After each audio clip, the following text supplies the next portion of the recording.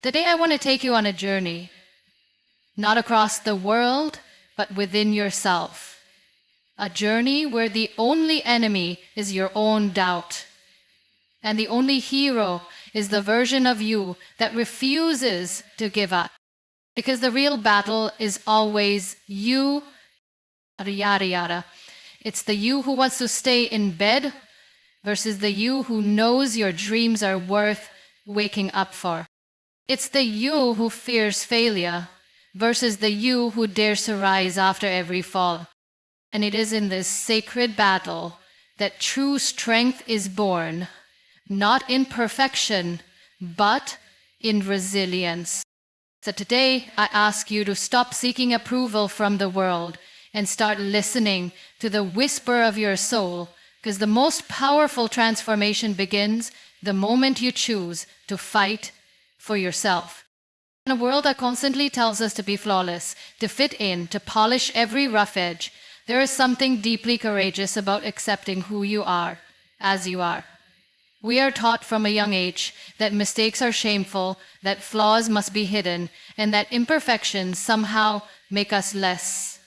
But the truth is, the things we often try to hide are the very things that make us real, that make us human, and that make us powerful. Your imperfections tell a story, one of resilience, growth, and becoming. Every scar, every setback, every moment of doubt has shaped you into the person you are today. And when you learn to embrace them instead of running from them, you begin to discover a strength that the world cannot give you, and more importantly, cannot take away from you. Look closely at the people who inspire you. They are not perfect. In fact, it is often their vulnerability, their openness about their pain, their flaws, and their fears that touches your heart. Because deep down, we all long for authenticity. We all crave connection. And that connection is never formed through perfection. It is formed when someone dares to be real. When you embrace your imperfections, you give yourself permission to be whole. Not just the version of you that smiles in front of others, but also the version that cries behind closed doors. Not just the version that succeeds, but the one who struggles and stumbles and still chooses to get up. And that choice to keep showing up, to keep trying, is where your true power lives. You see, your imperfections are not obstacles to your greatness. They are the pathway to it. They remind you that you are still learning, still growing, still becoming. They keep you humble. They teach you empathy. And most of all, they anchor you in grace. The kind of grace that lets you be proud of how far you've come, even if you're not yet where you want to be. There's a quiet kind of beauty in imperfection, like the way cracked pottery, when filled with gold in the Japanese art of kintsugi, becomes more valuable, not in spite of the break, but because of it. The gold that runs through the cracks tells a story, not of damage, but of healing. That's what embracing your imperfections does for you. It turns your wounds into wisdom, your pain into purpose, and your weakness into strength. So often, we put ourselves under pressure to appear unshaken, unaffected, unbreakable. But the truth is, we are shaken, we are affected, we do break. And that's okay, because it is through those moments of breaking that the light gets in. That's where your humanity meets your courage, and that's where your story begins to inspire others. Letting go of perfection is not about giving up. It's about finally giving yourself the space to breathe, to be enough, even when you feel incomplete, to be seen, even when you're afraid of judgment. To be loved, not in the absence of flaws, but in the presence of them. When you stop trying to be perfect, you stop living for the applause of others and start living in alignment with yourself. And that is the most liberating kind of power. The kind that isn't rooted in external validation, but in inner peace. Every scar tells a story. Not a story of defeat, but of survival. A scar is a silent reminder that you faced something that could have broken you, but it didn't. You're still here, you endured, you overcame. And that scar, whether seen or unseen, is proof that you were stronger than whatever tried to tear you apart. In a world that glorifies perfection and hides pain behind filtered smiles, it takes incredible courage to stand tall and say, yes, I've been through something and I'm not ashamed. We often see scars as something to hide, as something that makes us less desirable, less complete, less worthy. But nothing could be further from the truth. Scars are not signs of weakness. They are symbols of healing. They are the footprints of battles fought and won. They are the map of your becoming. And when you truly begin to accept your scars, you begin to accept your story, all of it, not just the polished parts, but the messy, painful, and complicated chapters too. Some scars are visible, reminders of surgeries, accidents, or injuries. Others are invisible, wounds of the heart, of the mind, of the soul. And sometimes it's the scars no one sees that run the deepest. The heartbreaks, the betrayals, the silent battles with depression, rejection, fear, or failure. But just because someone else can't see them doesn't mean they're not real. Your scars matter. Your pain matters. And your healing matters. We live in a culture that tells us to get over it, to move on, to stay strong. But real strength isn't pretending you're okay. Real strength is allowing yourself to feel, to grieve, to break, and then slowly, gently finding your way back to wholeness. Real strength is saying, yes, this hurt me, but it didn't define me. Real strength is choosing to rise again, even when it would be easier to stay down. There is something deeply powerful about someone who walks into the world not trying to cover their scars, but choosing to wear them like medals. Not because they enjoy the pain, but because they've learned to find purpose in it. That kind of person doesn't walk with pride. They walk with quiet dignity. A dignity that says, I've been through the fire and I came out refined, not destroyed. And when you share your scars, not out of self-pity, but out of vulnerability, you give others the courage to heal too. Your story might be the lifeline someone else needs. Your pain might resonate with another soul who thought they were alone. Because pain shared becomes pain lessened, and scars acknowledged become bridges to connection. There's a quiet revolution in choosing to no longer be ashamed of what broke you, in choosing to see your scars not as evidence of damage, but as marks of grace. When you stop hiding your story, you begin to live in authenticity. And authenticity is where real confidence is born. Not a loud, boastful confidence, but a deep, rooted one that comes from knowing who you are and honoring everything you've been through. Your scars are not a reason to shrink back from life. They are your proof that you've been in the arena, that you've shown up, fought hard, and made it through. Let them be your reminder that you don't have to be unbroken to be unstoppable. You don't have to be untouched by pain to live with purpose. Because strength isn't found in perfection, it's found in perseverance, in healing, in rising again and again, scarred but not shattered. Every day we wake up in a world that demands more, faster, better. We're constantly bombarded with images of success, beauty, wealth, and achievement. Social media becomes a highlight reel where everyone seems to be winning except you. But the truth is, the only person you are meant to compete with is the version of yourself that you were yesterday. Not your friend, not your colleague, not the influencer online, just you. Your journey is uniquely yours, and comparison will only rob you of the joy that comes from becoming your best self, step by step. When we start to measure our worth based on someone else's timeline, we lose sight of our own progress. You may not be where they are, but you also haven't lived their life. You haven't faced their struggles, their fears, or their unseen pain, and they haven't faced yours. You were not created to follow someone else's path. You were created to walk your own. Your growth may look different.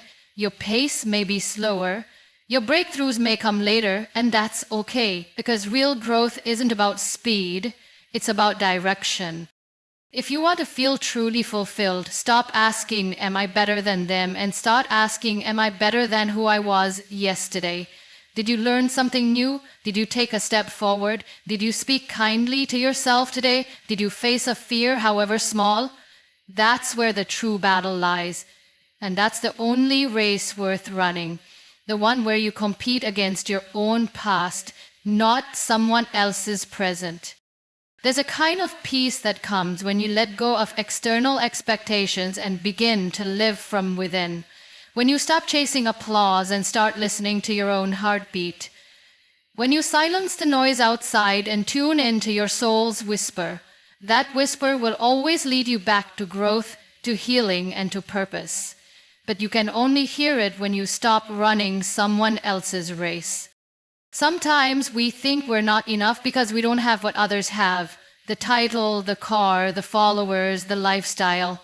But the truth is none of those things define you. What defines you is who you're becoming. What defines you is the quiet progress you make when no one is watching. The courage to keep going when everything in you wants to quit. The strength to rise when yesterday you fell. That inner journey matters more than any outward achievement.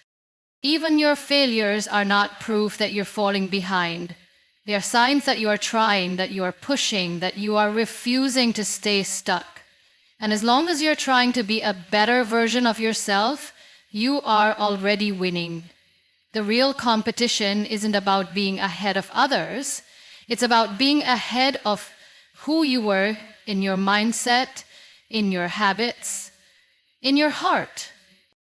You'll find that once you stop comparing your life to others, you begin to appreciate it more. You begin to notice the small victories, the healed emotion, the kinder thought, the braver decision. You start to celebrate progress, not perfection, and you finally see that you are growing in ways that numbers, titles, or trophies can never measure.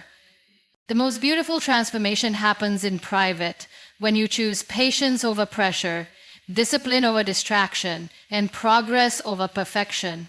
So don't let the world rush you. Don't let someone else's chapter 20 make you doubt your chapter 3.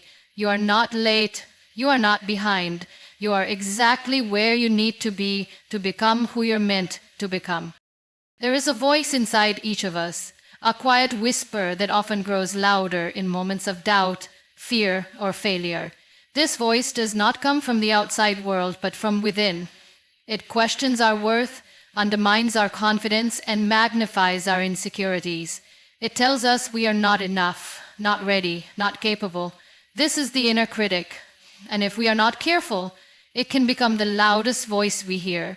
But just because it is loud doesn't mean it is true. You have another voice within you, softer at first, but far more powerful, the voice of courage. And your journey begins the moment you choose to turn down the volume of the critic and turn up the strength of that quiet inner boldness. The inner critic is shaped by past experiences, by harsh words we've heard, by disappointments we've endured. It remembers every failure, every rejection, and it replays them like a broken record. It disguises itself as protection, telling you not to try so you won't fail, not to speak so you won't be judged, not to dream so you won't be disappointed. But in doing so, it cages your potential. It convinces you to stay small when you were born to grow. And the most dangerous part is that this voice sounds like your own. But it is not the real you. It is only a shadow, a reflection of fear. Your inner courage, on the other hand, speaks in moments of truth. It's the quiet pull that says, try anyway when everything feels uncertain. It's the gentle nudge that pushes you forward even when your hands are shaking. It's the steady reminder that you have survived so much already and that you're capable of even more.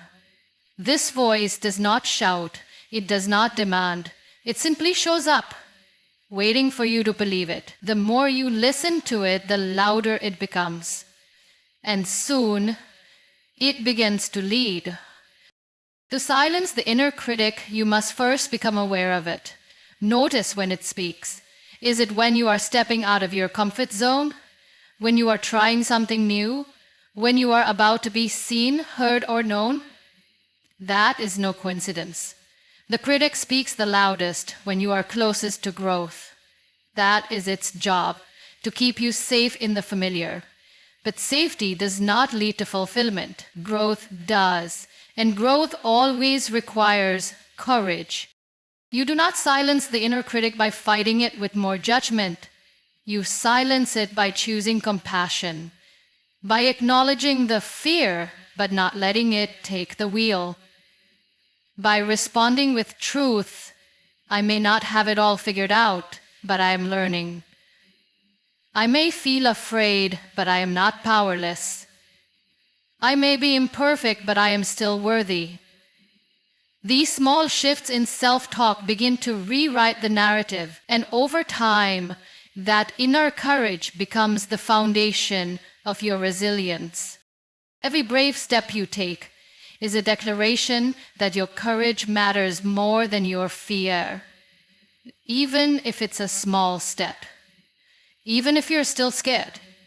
Because courage is not the absence of fear, it's the decision to move forward in spite of it. The moment you start trusting that voice within, the one that believes in your strength, your value, your purpose, everything begins to change. You were not created to be silenced by doubt. You were created to rise with boldness. There's a light inside of you that no criticism, no failure, no fear can put out. But you must choose to protect it, nurture it, and believe in it. That is where your power lives. Not in proving the critic wrong, but in proving to yourself that you are enough, even when the voice of doubt still lingers. Because the real breakthrough happens when you decide that your belief in yourself will always be louder than your fear of not being enough. Failure is a word we have been taught to fear. From early childhood, we are conditioned to believe that failing is something shameful, something that makes us less than others. In school, a wrong answer is marked in red. In life, a misstep is judged, whispered about, sometimes even laughed at. But what if we've misunderstood failure all along? What if failure is not the opposite of success, but the foundation of it? What if the very moments we try to erase from our past are the ones that shaped us the most? When we redefine failure, we reclaim our power. We begin to see it not as an end, but as a beginning. Every person who has ever achieved something meaningful has walked through the valley of failure. They have made mistakes, lost opportunities, faced rejection, and fallen short of expectations. The difference is not that they never failed. The difference is that they refused to stay down. They looked at failure in the eye and said, "You will not define me. You will refine me." Failure is a mirror. It shows us where we need to grow. It strips away illusion and ego and forces us to confront our limits. But it also reveals something deeper: our resilience, our hunger, our will to try again. Because failure has a way of asking us, how badly do you want it? And when you rise after falling, when you show up again after being knocked down, that's when you discover the fire within you that no setback can extinguish. There is no learning without stumbling. There is no innovation without risk. Every great story has a chapter where everything goes wrong. The hero is broken, the journey seems impossible, the dream feels out of reach. But it is in those moments that the transformation happens. Not in comfort, but in struggle. Not in certainty, but in surrender. When we allow failure to teach us instead of torment us, we grow in wisdom, in strength, and in character.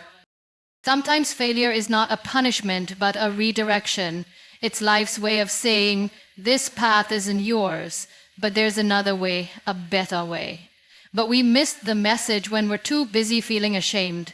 We internalize failure as identity. I failed, so I must be a failure. But you are not your mistakes. You are not your lowest moment. You are not your worst decision. You are the person who got back up, who learned, who evolved, and who dared to keep going. There is beauty in imperfection, in unfinished stories, in raw and real attempts. The world does not need people who have never failed.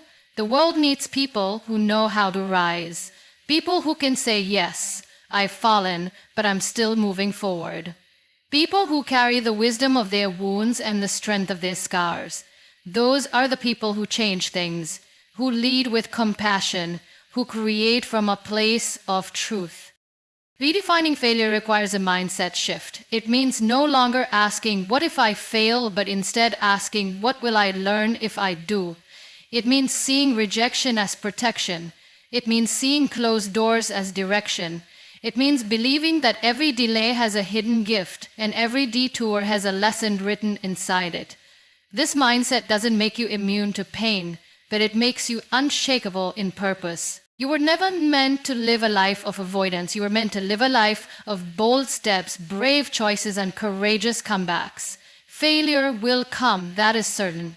But what is also certain is your ability to rise from it, to grow through it, and to use it as fuel for your next breakthrough. Because the first step to rising is falling, and the strength you gain in the fall is the very thing that will carry you higher than you've ever been before. In a world that constantly pressures us to chase perfection, it's easy to forget how far we've come. We become so focused on the destination that we overlook the journey. We criticize ourselves for not being there yet, wherever there is, and in doing so, we rob ourselves of the joy found in growth. Perfection is a myth, a moving target that keeps shifting no matter how close we get. But progress, slow, steady, and sometimes messy, is real, measurable, and deeply meaningful. When you begin to celebrate progress, you shift the way you see yourself. You stop measuring your worth by unattainable standards and start recognizing the strength it takes to keep going. Maybe you're not where you want to be, but you're not where you used to be either. That space between who you were and who you're becoming is sacred. It's where character is built. It's where resilience is born, and it deserves to be honored. Perfection demands flawless execution. It leaves no room for mistakes, no space for learning, no tolerance for being human. But progress welcomes imperfection. It understands that every step, even the small and stumbling ones, counts. It allows you to try, to fail, and to try again without judgment. It gives you permission to grow at your own pace, in your own way, without comparing your timeline to anyone else's. There is strength in simply showing up. On the days when you don't feel like it, on the days when motivation is low, but your commitment still leads you forward. That is progress. There is courage in choosing not to quit, even when the road feels long and the results seem invisible. That is progress.